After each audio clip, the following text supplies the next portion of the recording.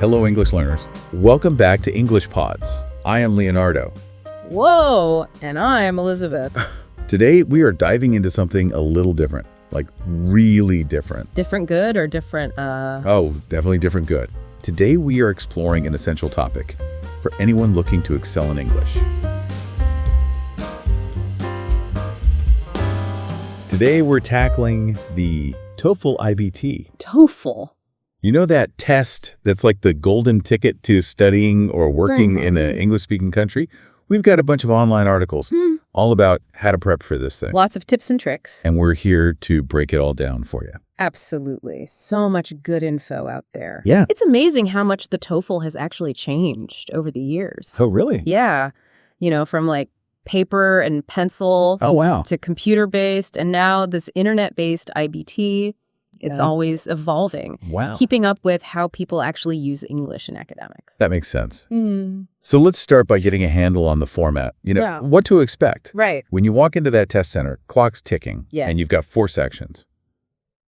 Reading, listening, speaking, and writing. 4 big ones. They each have their own curveball. For sure. But you know, the thing is, it used to be a 4-hour marathon. Oh, wow. Before July 2023. Really? But now they've shrunk it down to under 2 hours. Wow. So now it's like a sprint. It is. You need to be quick and efficient. Yeah. That really changes how you need to prepare. It does. Big time.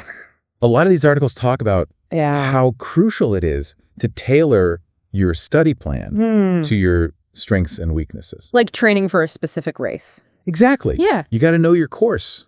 You know, some people struggle with the content itself, like the actual material. Makes sense. Some get tripped up by the way the test is formatted. Yeah. And others, it's the strategies you need for each section. Figuring that out is key. So you can focus your energy. Exactly. No wasted time. I was really interested in this TOEFL Test Ready platform. Some of the articles mention. It's like having a personalized coach. I know, it's pretty cool. It's like having practice exercises made just for you, mock tests that feel like the real deal. Yeah. And even like progress trackers to keep you motivated. Oh, wow. That's test ready for you.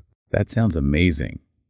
Especially for people who need a little extra guidance. For sure. But, you know, even with all the fancy tools, nothing beats practicing with official materials from ETS. Oh, for sure. You got to know what you're up against. Exactly. They give you the real deal, like the style, the difficulty, the wording. Everything's just like the actual exam. It's like insider information. Exactly. And the best part is they have some free resources too. Oh, yeah. Like what? Like the TOEFL IBT Interactive Sampler, quick prep PDFs, and even sample questions. So you can get a feel for it. Absolutely. Yeah. And if you want to level up your prep, they have paid options too, like the TOEFL practice online tests. Those are good. Yeah. And the official prep books. It's like investing in your future. It is. Now let's talk about vocabulary. This vocabulary, the foundation of it all. It is. And for the TOEFL, you need to focus on that high-level academic vocab. The kind of words you see in textbooks. Exactly. Textbooks, lectures, all that good stuff. Yeah. When I was studying for these kinds of tests, I lived and breathed flashcards. Oh, flashcards. Classic. They work. And there's this Prep Scholar TOEFL vocab list with over 300 words. 300? 300 plus. Wow. And you can use flashcards, paper, digital, whatever works for you. Right. And pair that with spaced repetition, like the Anki program. And you're golden. Golden. Spaced repetition is like a workout for your brain. Oh, really? Yeah. It helps you remember things long term. So it's not just cramming. Nope. It's about making that knowledge stick. That's good because the TOEFL has those tricky multiple answer questions. Oh, yeah. Those can be tough. Yeah. Like they're trying to trick you. They are. Both listening and reading have them. Really? And here's the catch. With listening, you got to get all the answers right. To get the point. To get the point. So if you miss one, you lose the whole point. Oof, high stakes. High stakes. Yeah. And reading has 2 types of these multiple answer questions. Right. One's like the listening all or nothing, but the other is called reading to learn.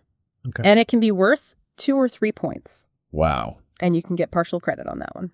Oh, interesting. So that one's a little more forgiving. A little more forgiving. But before we get into the specifics of each section, let's talk about some overall test day strategies. Oh, yes. The mental game. The mental game. First things first, take care of yourself. Oh, yeah. Get a good night's sleep. Eat a good breakfast. Yeah, I've learned that the hard way. We all have. Yeah. And here's another tip. Read all the answer choices. Okay. Don't just pick the first one that looks right. Yeah, you can get tricked. Exactly. The TOEFL loves to throw in those tempting but wrong answers. Oh, yeah. Now, if you hit a question that stumps, you don't panic. Just use the process of elimination. Yeah, narrow it down. Narrow it down, like solving a mystery. I like that. And don't forget note-taking. Note-taking essential. Yeah, especially for listening. Speaking, writing.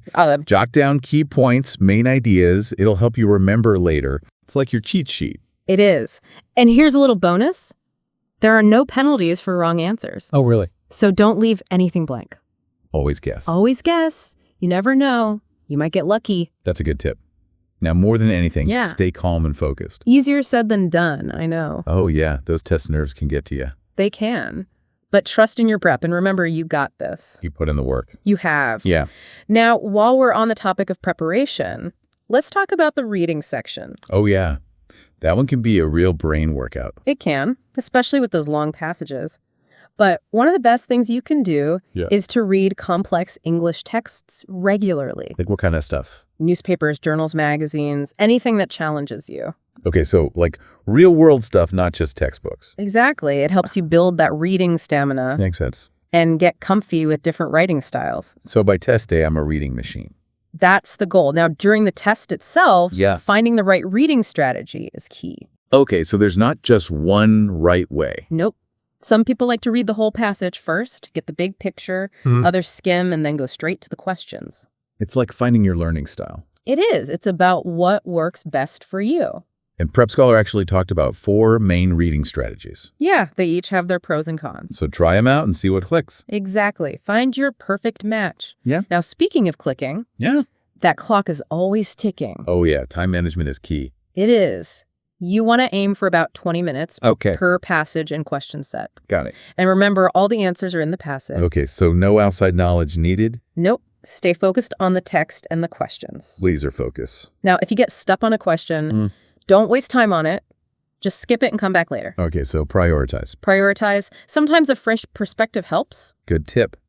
Now let's shift gears to listening. All right. From reading to listening. Yeah. For those who love learning by ear. This is your time to shine. Yeah, but it's still challenging. Oh, for sure. Just like with reading, immersion is key. So like listening to a lot of English? Yes, especially English news, like CNN, BBC. Okay, to get used to the pace and the accent. Exactly. It's not just about understanding the words. Yeah, it's about getting that natural flow. It is. And podcasts are amazing for this. Oh, really? Yeah, because you have to rely only on your ear. No visuals to help you. Nope. It's a pure listening workout. Like training your ears to be super detectives. I like that. And since you'll hear different accents on the TOEFL, it's good to practice with North American accents. Okay, because that's what's mostly on the test. Yeah. Most of the speakers will have that North American sound. Got it. Now, here's a little insider tip. Ooh, tell me. When the test replays a part of the audio, pay close attention. Really? Yeah, a lot of times the answer to the next question is hidden in that replay. So it's like a hint. It is. Like they're saying, hey, we want you to do well. I love that. Now, speaking of wanting to do well, let's move on to the speaking section. Oh, yeah, the one that makes a lot of people nervous. I know. But it's your chance to show off your fluency. You have to actually speak English. Exactly. And the best way to get better is to talk to native speakers. As much as possible. As much as possible. Like join a language exchange group. Okay. Or try online video chat lessons. So you can connect your people from all over. Exactly. It's like having a global conversation partner. Now, what about pronunciation? Good question. You don't need to sound like a news anchor. Oh. The key is clarity. Can people understand you? That's what matters. That's what matters. The raters are looking for clear speech. Okay. Not a perfect accent. So just focus on being understood. Exactly. And if you want to hear what good responses sound like, check out the official TOEFL speaking rubric and listen to some samples on ETS's YouTube channel. Oh, that's a good idea. It is. Now, on test day, remember to enunciate clearly and speak at a natural pace. Like I'm talking to a friend. Exactly. No need to rush or sound like a robot. Be myself. Be yourself. Now, background noise can be distracting. Oh, yeah, I bet. But try to ignore it. Okay. Focus on your own answers. Speak a little louder.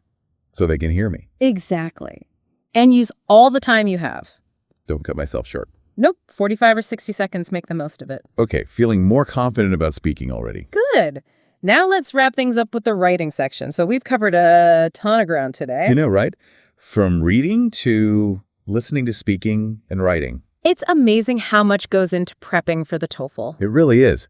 And you know what struck me? What's that?